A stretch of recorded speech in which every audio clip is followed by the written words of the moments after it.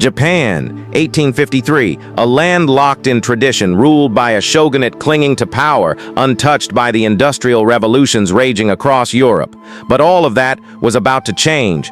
What followed was one of the most rapid, dramatic, and stunning transformations in human history, the Meiji Restoration, a top-down revolution that hurled Japan from feudal isolation into the global spotlight as an industrial and imperial power.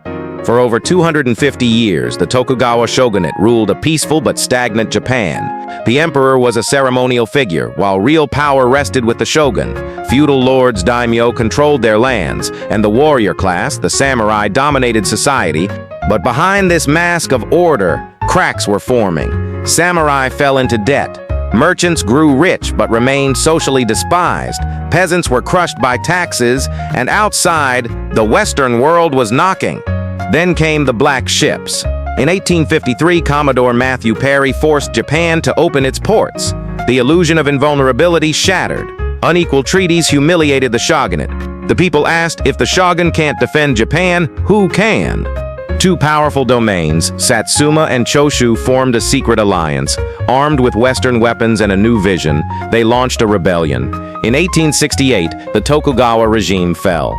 The emperor, still a teenager, was restored to power. His name was Meiji, but real control fell to a cabal of oligarchs who understood that to survive, Japan had to change fast.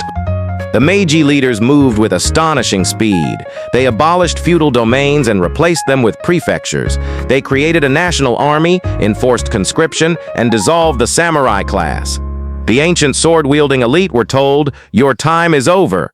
Education became mandatory. A Western-style constitution was drafted. Industry exploded. Silk, coal, and steel began pouring from Japanese factories. Samurai became bureaucrats. Merchants became millionaires. The Iwakura mission traveled the world, studying railways, parliaments, schools. They came home not to copy, but to compete. Japan wasn't just catching up, it was leaping ahead. But modernization came with a darker side. Nationalism and emperor worship became gospel. Dissent was silenced. Japan, now strong, turned outward. In 1894, Japan defeated China. In 1905, it shocked the world by beating Russia.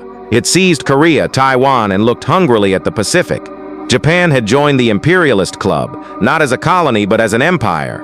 But beneath the industrial steel and victory parades, tensions brewed. A military drunk on power, a government afraid to stop it. The Meiji Restoration wasn't just about trains and factories. It was a psychological revolution. It rewired a civilization. In under 50 years, Japan became a global power, but also laid the foundations for the militarism and war that would follow. Today, Japan is peaceful, democratic, and innovative, but it all began with a few brave, desperate men who believed that the past had to die for the future to live. By the 1920s, cracks were showing again.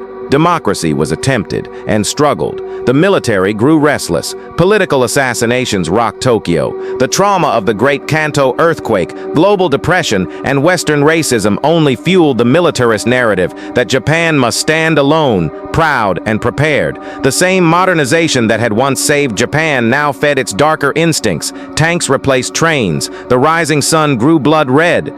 The Meiji Restoration lives on, not just in textbooks, but in bullet trains that glide through Tokyo, in the efficiency of its industries, in the resilience of its people. It poses questions we still ask today. How do nations modernize without losing their soul?